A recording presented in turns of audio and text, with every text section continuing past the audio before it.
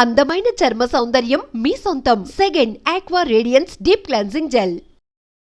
Operation Sindoor కంటే ముందు ఎప్పుడైతే ఒక బిఎస్ఎఫ్ జవాన్ మన బార్డర్ని దాటి పాకిస్తాన్ బార్డర్లోకి భూభాగంలోకి వెళ్ళిపోయాడు అనేటువంటి వార్త ఏప్రిల్ 23వ తారీఖున వచ్చింది. అప్పటి నుంచి కూడా పూర్తిగా ఆ జవాన్ పాకిస్తాన్ చెరలోనే ఉన్నటువంటి పరిస్థితి. అప్పటి నుంచి కూడా చాలా టెన్షన్ వాతావరణం, కుటుంబ సభ్యులు కూడా కొంత ఆందోళన కూడా వ్యక్తం చేసిండ్రు. ఎందుకంటే ఆల్మోస్ట్ ఒక 20 రోజుల నుంచి నెల రోజుల మధ్యలోనే అయిపోతోంది ఆయన వాళ్ళ చెరలో ఉన్నటువంటి పరిస్థితి. కానీ బిఎస్ఎఫ్ జవాన్లు ఆర్ అక్కడ పాక్కి సంబంధించిన రేంజర్లు ఎవరైతే ఉంటారో వాళ్ళు కూడా ఈ బార్డర్స్ అంటే మన బార్డర్స్ ఏమో బిఎస్ఎఫ్ జవాన్లు, పాకిస్తాన్ బార్డర్స్ ఏమో పాక్ రేంజర్లు గస్తీ కాస్తూ ఉంటారు.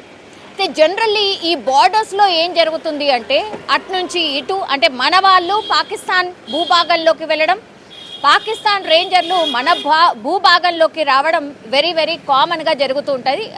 ఆఫీసర్స్ అఫీషియల్స్ ఒకసారి విచారణ చేసిన తర్వాత వాళ్ళని ఇటు నుంచి అటు నుంచి ఇటు పంపించేస్తారు. అంటే మన వాళ్ళని మన దగ్గరికి, అట్లాగే వాళ్ళని వాళ్ళ దగ్గరికి పంపించేస్తూ ఉంటారు. ఇది వెరీ వెరీ కామన్. ఇప్పుడు పంజాబ్ బార్డర్లో యాక్చువల్లీ ఈ పంజాబ్కి సంబంధించిన బార్డర్లో మనకు తెలుసు మొన్న ఆపరేషన్ సింధూర్లో భాగంగా ఈ పంట పొలాలు ఎవరైతే వేసుకొని ఉంటారో ఈ బార్డర్స్ అంతటా కూడా అక్కడ మన వాళ్ళు బిఎస్ఎఫ్ జవాన్లు కూడా అక్కడ కాపలా కాస్తూ ఉంటారు. సో పంజాబ్లో ఒక రైతుకు సంబంధించిన పంట పొలాల దగ్గర గస్తీ కాస్తూ ఉన్నాడు.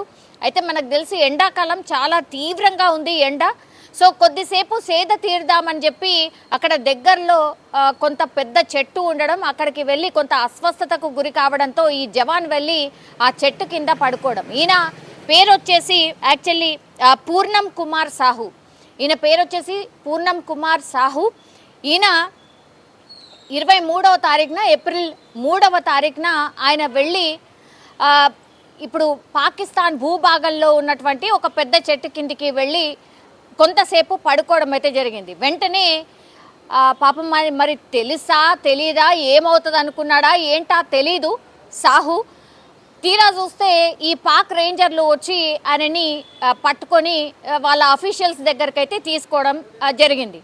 సో అప్పటి నుంచి కూడా మన ఆఫీసర్స్ అంటే ఈ బార్డర్లో ఉన్నటువంటి ఆఫీసర్స్ ఎవరైతే ఉన్నారో వాళ్ళు ఈ పాక్కి సంబంధించిన ఆఫీసర్స్తోని మాట్లాడి ఇది కామన్గా మన 2 దేశాల మధ్య బార్డర్స్లో గస్తీ కాస్తున్నటువంటి వాళ్ళు ఇటు నుంచి ఇటు పొరపాటున వస్తూ ఉంటారు కదా, అందులో భాగంగానే ఇది కూడా జరిగింది అని చెప్పినప్పటికీ కూడా వినకుండా ఈ జవాన్ అయితే అదుపులోకి తీసుకోవడం, విచారణ చేయడం స్టార్ట్ చేశారు. కానీ ఇంత లోపలనే కొంత మన బార్డర్స్లో ఉద్రిక్త పరిస్థితులు ఏర్పడడం, అంటే కాల్పులు చేయడం, కవ్వింపు చర్యలకు పాల్పడడం పాకిస్తాన్ చేసింది. కాబట్టి ఈ జవాన్ని కూడా పూర్తి స్థాయిలో ఈ పాకిస్తాన్ వాళ్ళు తీసుకెళ్ళి కొంత బంధించడం అయితే జరిగింది. సో అప్పుడు ఈ ఫ్యామిలీ మెంబర్స్, ఈ సాహుకి సంబంధించిన ఫ్యామిలీ మెంబర్స్ వీళ్ళు కలకత్తాలో ఉంటారు. సో ఫ్యామిలీ మెంబర్స్ హుటాహుటిన రావడం, అట్లాగే సాహు వాళ్ళ భార్య కూడా గర్భవతిగా ఉంది. సో ఆమె వేడుకుంది, కుటుంబ సభ్యులు అందరూ కూడా వచ్చి వేడుకున్నటువంటి పరిస్థితి. మన ఆఫీసర్స్తోని మాట్లాడినప్పుడు కూడా వాళ్ళు భరోసా ఇచ్చారు, లేదు ఏం కాదమ్మా, ఖచ్చితంగా మేము సాహుని భద్రంగా తీసుకొస్తాము అనేటువంటి మాట కూడా చెప్పినప్పటికీ కూడా కొంత టెన్షన్ అయితే డెఫినెట్లీ ఏ కుటుంబ సభ్యులకైనా ఉంటుంది. ఆ తర్వాత ఆపరేషన్ సింధూర్ స్టార్ట్ అయిన తర్వాత మాత్రం ఈ ఫ్యామిలీ మెంబర్స్, సాహుకి సంబంధించిన ఫ్యామిలీ మెంబర్స్ మాత్రం ఆశలు వదులుకున్నారు. అసలు మన ఆఫీసర్స్ దగ్గరికి వచ్చి సాహు భార్య డైరెక్ట్గానే అడుగుతోంది, నిజంగా నా భర్త అసలు బతికే ఉన్నాడా లేదా, అంత ఇమోషనల్ అయిపోయిన పరిస్థితి. ఎందుకంటే మనకు తెలుసు ఆపరేషన్ సింధూర్ ఎంత ఏమంటారు సీరియస్గా జరిగిందో మనందరికీ తెలుసు. ఆ తర్వాత పరిణామాలు మనందరూ కూడా చూసినటువంటి పరిస్థితి. సో ఇప్పుడు సాహుని విడుదల చేస్తారా లేదా, ఇప్పుడున్న ఉద్రిక్త పరిస్థితిలో అసలు అవుతుందా లేదా అనేటువంటిది పెద్ద ఎత్తున చర్చ కూడా నడిచింది. ఆఫీసర్స్ ఎంత మాట్లాడినప్పటికీ కూడా విడిచిపెట్టలేదు, విచారణ పేరుతో ఆయనను పాకిస్తాన్లో ఉంచుకున్నటువంటి సందర్భం. కానీ హయ్యర్ అఫీషియల్స్ మాట్లాడినరు. ఇన్ని చర్చల తర్వాత ఈరోజు అతన్నైతే విడిచిపెట్టడం జరిగింది.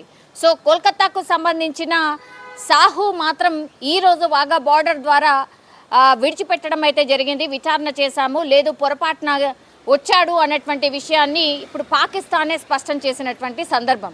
నేనైతే అనుకోను ఆషామాషిగా వదిలిందని నేనైతే అనుకోను. డెఫినెట్లీ వీళ్ళు భయపడిపోయి ఉంటారు. ఇప్పుడున్న పరిస్థితుల్లో ఇంకా ఈ జవాన్ని మన దగ్గర ఉంచుకోవడం కూడా మంచిది కాదు అనుకున్నారో ఏంటో తెలియదు. కానీ ఈ రోజైతే వాఘా బార్డర్ దగ్గర ఇప్పుడు సాహుని విడిచిపెట్టినటువంటి పరిస్థితి ఒక రకంగా సంతోషకరం.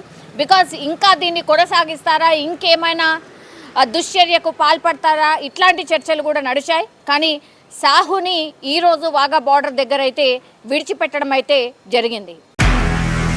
నిజంగా ప్రస్తుతం ఉన్నటువంటి సమాజం దేనికి ప్రయారిటీ ఇస్తుంది? ఆర్థిక సంబంధాల చుట్టూ మాత్రమే తిరుగుతోంది. మళ్ళీ ఎన్నికలంగానే చాలా విరక్తి కలుగుతున్నాం. మంచి అనిపిస్తుంది కదా, లేడీస్ కూడా ఛాలెంజింగ్ జాబ్స్ చేసినప్పుడు చాలా బాగుంటది. ట్రాఫిక్ అసిస్టెంట్స్ గా నియమించిన ట్రాన్స్జెండర్స్ అందరితో సాల్యూట్ చేయించుకుంటున్నారు. ఫుడ్ డెలివరీ ఇవ్వటానికి వెళ్ళినటువంటి డెలివరీ బాయ్ అనిల్ పై కళ్ళ ముందు పెళ్ళంటుకోవడం